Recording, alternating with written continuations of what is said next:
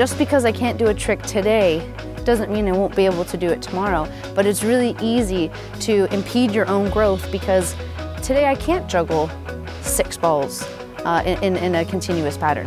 And I understand that perspective because in that moment you're saying, I can't. It really is true. But often we put ourselves in this box where we forget that just because we can't today does not mean that we can't in the future.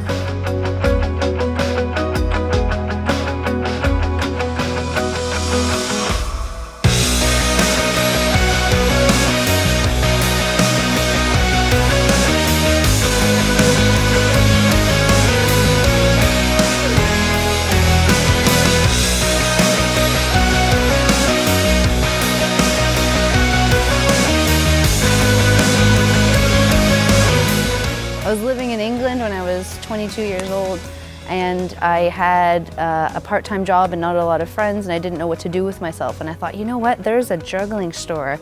I've always wanted to learn how to juggle. I'll do that. And then I learned 3 balls. It started as something that I wanted to try to learn how to do at the basic level of 3-ball juggling. After that, I went to my very first juggling club.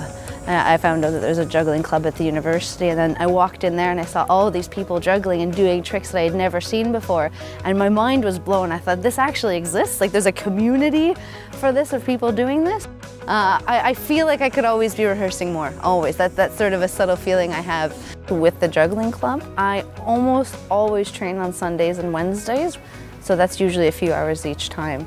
And then at my house, almost every day I'm doing something related to juggling, whether it's just warming up or working on specific tricks.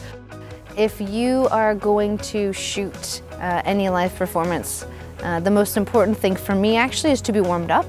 It took me a while to get into the feeling and to feel comfortable with it. So I would advise probably getting yourself really warmed up for it so that you're really feeling it by the time the camera shows up. Because I've noticed in the past, juggling itself is kind of difficult to take pictures of because finding the exact moment where the balls are aligned in a very specific, beautiful pattern takes a lot of precision. If you were holding a pose or doing another circus acrobatic trick where you can hold it for more than a millisecond, you'll probably have a little bit more luck. So because the balls are moving in space and because you can have so many different patterns happening all within a 2-second span as the balls are flying through the air, I'm doing the same trick over and over and over again until the photographer has caught that exact moment. It probably is a really interesting experience for a photographer to use juggling.